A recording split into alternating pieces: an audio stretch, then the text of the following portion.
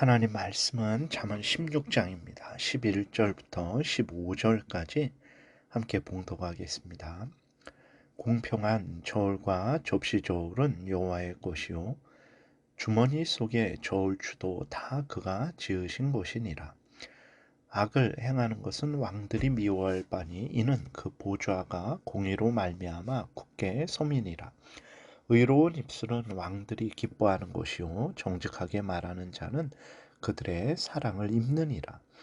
왕의 진노는 죽음의 사자들과 같아도 지혜로운 사람은 그것을 쉬게 하리라. 왕의 희색은 생명을 뜻하나니 그의 은택이 늦은 비를 내리는 구름과 같으니라. 아멘. 기도드리겠습니다. 살아계신 하나님 감사합니다. 이 시간에 하나님의 말씀을 전하고 듣습니다.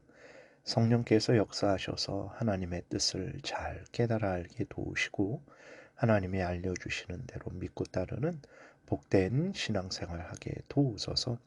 감사드리고 예수 그리스도의 이름으로 기도드렸습니다. 아멘. 11절에 보니까 공평한 저울과 접시 저울은 여호와의 것이요 주머니 속에 저울추도 다 그가 지으신 것이니라 기록이 되어 있습니다. 하나님은 창조하실 때 모든 것을 창조하실 때 그 속에 거짓과 속임과 불의가 없었습니다. 자연, 만물, 인간이 살아가는 데 필요한 모든 질서와 제도, 법, 이러한 모든 것을 하나님이 창조하셨고, 창조하셨을 때 그 모든 것들을 선하게 창조하셨죠. 부족하지 않았고, 불의하지 않았고, 거짓되지 않았습니다. 하나님은 또 공평한 저울과 그 추를 하나님께서 창조하셨습니다. 공평한 저울과 추라는 것은 말 그대로 공평한 저울과 추이기도 하고 재판을 의미하기도 하는 거죠. 그래서 공평한 저울과 추를 통해서 정직한 상거래가 이루어지게 했고 또 재판이 올바르게 이루어지게 하셨습니다. 그러나 범죄하고 타락한 인간들은 그 저울에 무게를 속이죠. 그래서 덜 주든지 아니면 더 받든지 이렇게 저울의 추를 속입니다. 그리고 공정한 재판을 속이기도 하는 거죠. 옳고 그름이 하나님의 말씀에 근거해서 명확한데도 불구하고 이제 잘못된 일을 옳다 판결하기도 하고 옳은 일을 그르다라고 판결을 하기도 하죠. 이러한 일들이 오늘날에도 얼마나 많습니까? 그래서 전도서 7장 29절에 보게 되면 내가 깨달은 것은 오직 이것이라 곧 하나님은 사람을 정직하게 지으셨으나 사람이 많은 꾀들을 낸 것이니라 라고 이렇게 기록이 되어 있는 것처럼 하나님께서는 공평한 저울과 추를 만드셔서 이 세상의 질서를 올바르게 운행되게 하셨는데 죄로 오염되고 부패된 자들이 꾀를 낸 거죠. 그래서 하나님의 그 공평한 저울과 추를 속이는 거예요. 그래서 상거래를 어지럽히고 인간 세상에 공평한 저울과 추가 되는 재판을 어지럽히는 거죠. 이 모든 일들은 하나님을 대적하는 것입니다. 그리고 이제 다른 사람의 것을 도둑질하는 것이고 진실로 이것은 사회를 혼란하게 만드는 거죠. 오늘날 이 재판관들이 사회를 혼란하게 만들고 다른 사람의 것을 도둑질했다고 재판받지 않죠. 왜냐하면 그들이 자신들을 옳다 판결하니까 그러죠. 그러나 하나님은 그렇게 판결하시지 않으실 것입니다. 하나님은 분명히 공평한 저울과 추를 어지럽히고 혼란하게 만들어서 인간 사회의 질서를 깨뜨리고 상거래의 질서를 깨뜨린 자들에 대해서 반드시 형벌할 것입니다. 우리 그리스도인들은 항상 하나님 앞에 서야 됩니다. 상거래를 할 때에도 그러고 무엇을 하든지 하나님 앞에 서서 옳은 것은 옳다. 십계명을 기준으로 성경을 기준으로 옳은 것은 옳다, 그른 것은 그르다 라고 그렇게 판결해야 됩니다. 저울에 달린 그 양대로 우리는 값을 주고 받아야 되는 것입니다. 항상 하나님 앞에서 올바르게 정직하게 살아가야 되겠습니다. 12절에 악을 행하는 것은 왕들이 미워할 바니 이는 그 보좌가 공의로 말미암아 굳게 서민이라 이렇게 기록이 되어 있습니다. 로마서 13장에 보게 되면 하나님께서 왕들을 세우신 그 목적이 잘 기록되어 있어요. 3절에 보게 되니까 다스리는 자들은 선한 일에 대하여 두려움이 되지 않고 악한 일에 대하여 되나니 내가 권세를 두려워하지 아니하려느냐 선을 행하라 그리하면 그에게 칭찬을 받으리라. 그는 하나님의 사역자가 되어 내게 선을 베푸는 자니라. 그러나 내가 악을 행하거든 두려워하라. 그가 공연히 칼을 가지지 아니하였으니 하나님의 사역자가 되어 악을 행하는 자에게 진노하심을 따라 보응하는 자니라 라고 이렇게 기록이 되어 있습니다. 그러니까 하나님께서 왜 이 세상에 권세자를 세우셨냐, 왕을 세우셨냐, 통치자를 세우셨냐, 악을 행하는 자를 형벌하시고 또 선을 행하는 자에게 상을 주게 하시려는 거죠. 하나님을 대신해서 그 일을 하게 하려는 것입니다.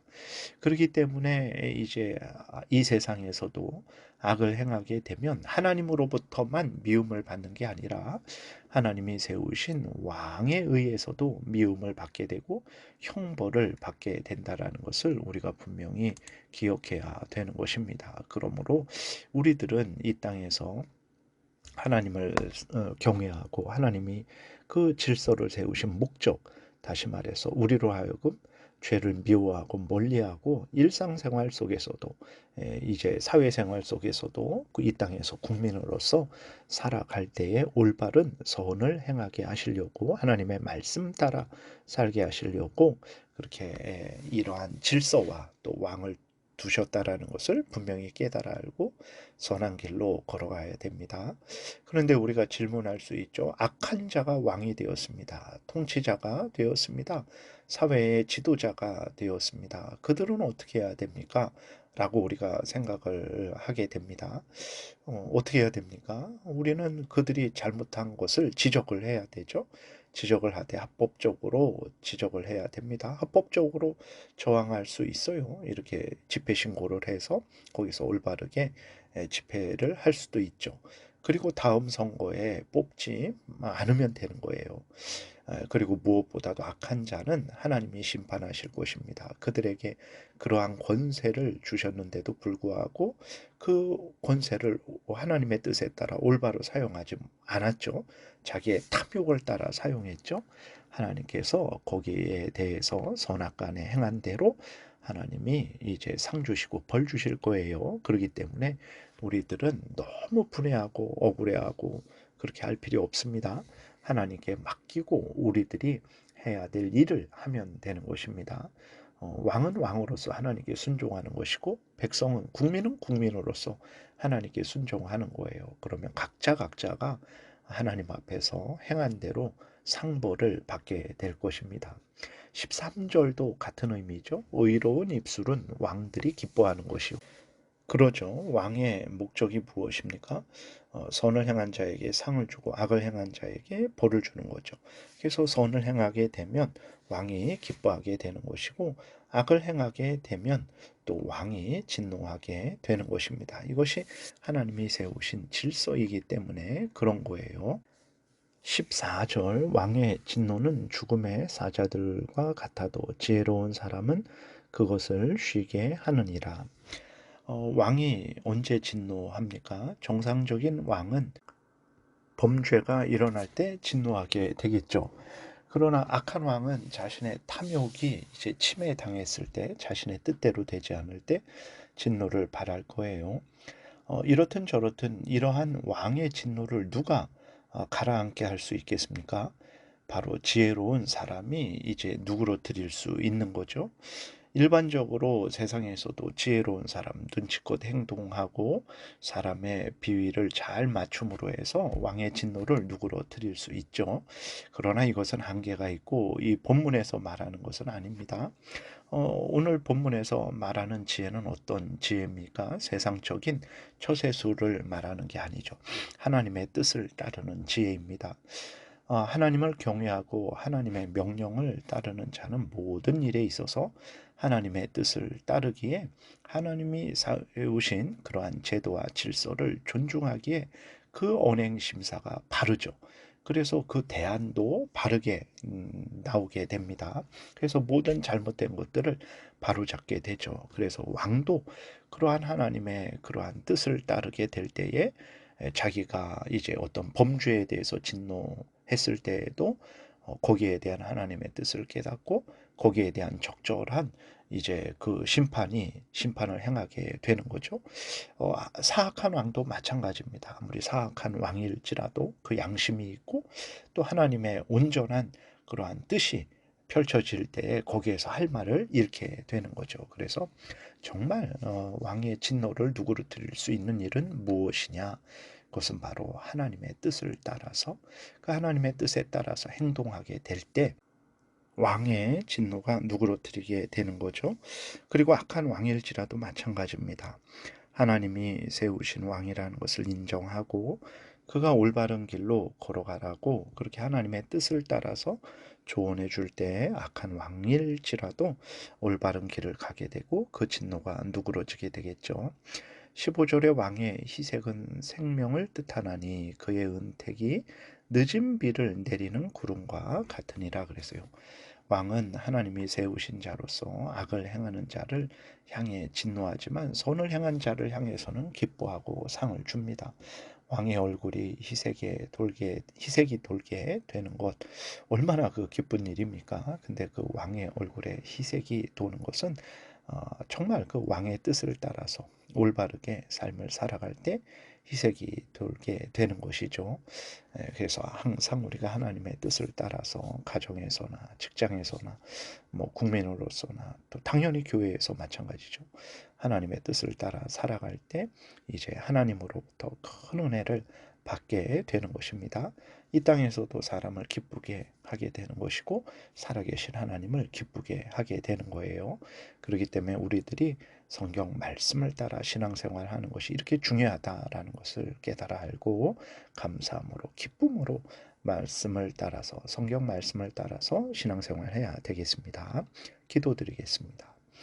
살아 역사하시는 하나님 아버지 감사합니다.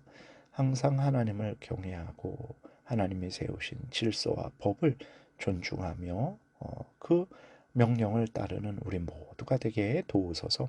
예수 그리스도의 이름으로 기도드렸습니다. 아멘. 하늘에 계신 우리 아버지요, 이름이 거룩히 여김을 받으시오며 나라의 임하옵시며 뜻이 하늘에서 이루어진 것 같이 땅에서도 이루어지이다. 오늘날 우리에게 일용할 양식을 주옵시고 우리가 우리에게 죄 지은 자를 사하여 준 것 같이 우리의 죄를 사하여 주옵시고 우리를 시험에 들게 하지 마옵시고 다만 악에서 구하옵소서. 대개의 나라와 권세와 영광이 아버지께 영원히 있사옵나이다. 아멘.